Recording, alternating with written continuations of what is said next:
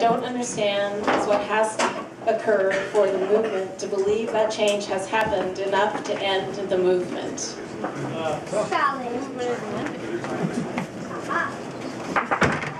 So I think that question is probably the most asked question next to what are your demands?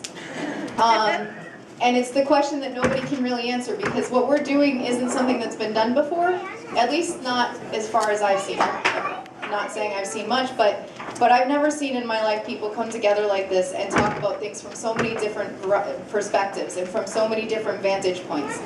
So before we can even come up with a demand, and quite honestly a demand defines you, and right now not being defined is actually helping us to be able to take our time to figure out what really is important to us. In terms of trying to come to an end date, there may never be an end date. It may end up that we don't necessarily occupy the parks anymore. That maybe we take it off-site and we go back to our homes and we go back to places where we meet and we keep going. But it doesn't seem like, once you've got that many people together who are willing to work together for the common good, that would be something you'd want to give up so easily. So I think that it might be something that ends up being more phased approach, where it starts off as something where we're all occupying our spaces and we do what we have to do until we're being heard. At some point, that may shift to something different. And that's my hope, is that it will be something that creates a national movement that continues on. So I hope that answers your question at least a little bit.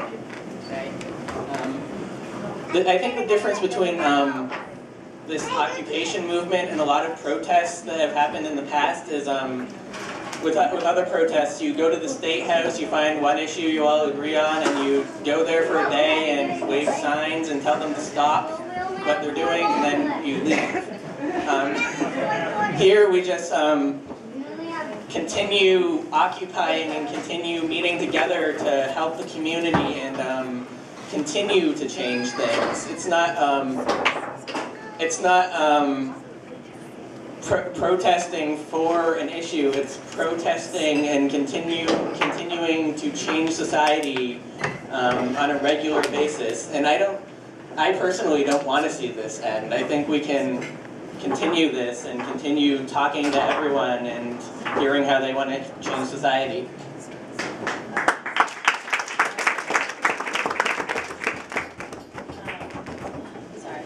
I just wanted to add also that, you know, we call it a protest and everything, but I think, I mean, when I look for demands and solutions within the Occupy movement, I really look at the occupation sites themselves and you know, what we're doing when we're coming together and meeting. You know, first off, you have this great networking that's happening. People are meeting each other, and you have peace organizations that are meeting people that want to work in peace, and you know, just all of this immense amounts of talent and just different individuals that are coming together, and that in and of itself is really